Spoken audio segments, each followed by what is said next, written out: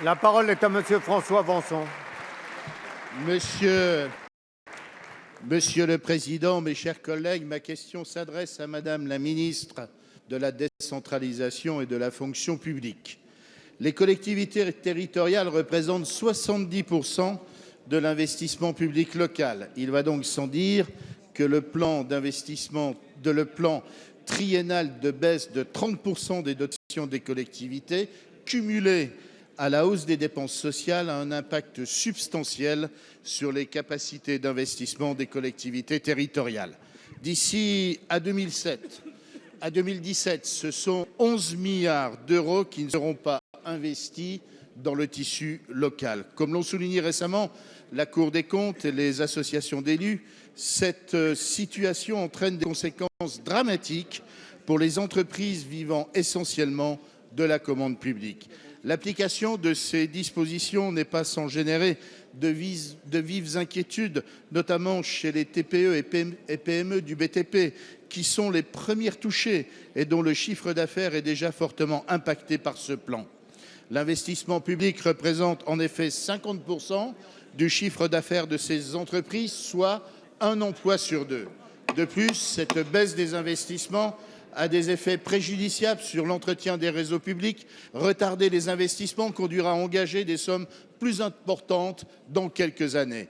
En tant qu'élu national et président de conseil départemental, je considère normal que les collectivités participent à l'effort de redressement des finances publiques, notamment en matière de rationalisation des dépenses de fonctionnement. Néanmoins, ce n'est pas en privant brutalement les collectivités de leur capacité d'investissement que nous parviendrons à relancer la croissance de nos entreprises. Par ailleurs, nos départements, nos villes, nos villages ont de gros besoins en matière d'investissement. Aussi, Madame la ministre, merci de bien la vouloir parole nous est à indiquer Madame les mesures. Maryse Lebranchu, ministre de la décentralisation et de la fonction publique.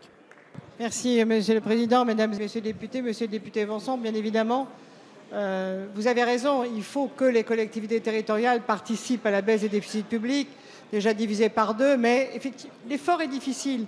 Mais regardez bien et regardons ensemble. Le BTP, la CAPEM, toutes les entreprises nous parlent, mais reconnaissent avec nous que dans nos choix, apporter quelques 17 milliards déjà d'euros du CICE pour nos entreprises, continuer avec la baisse des cotisations sociales, nécessitait un effort des collectivités. Donc, ces entreprises bénéficient de cet effort de compétitivité. Donc, c'est compliqué, c'est vrai, je vous l'accorde, mais nous avons réagi.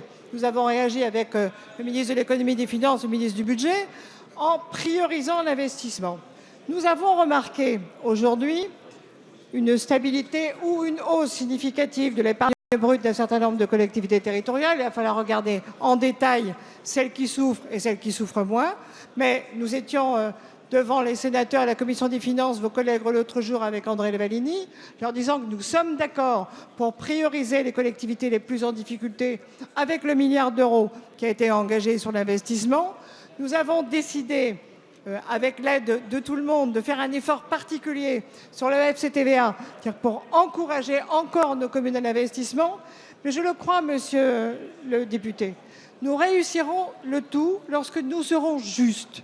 Et il faut que nous soyons justes en termes de révision de nos critères d'attribution des aides de l'État aux collectivités locales appelées dotations, qui ont une histoire un peu difficile à faire comprendre à nos concitoyens, mais qui créent des injustices. Et il faut que nous soyons justes sur la péréquation.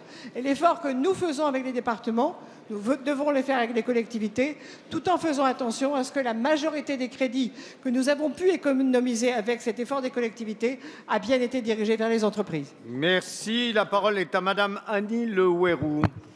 Ma question s'adresse à Madame la ministre chargée des personnes handicapées et contre l'exclusion. Madame la ministre, je souhaiterais vous interroger sur votre politique en matière d'accessibilité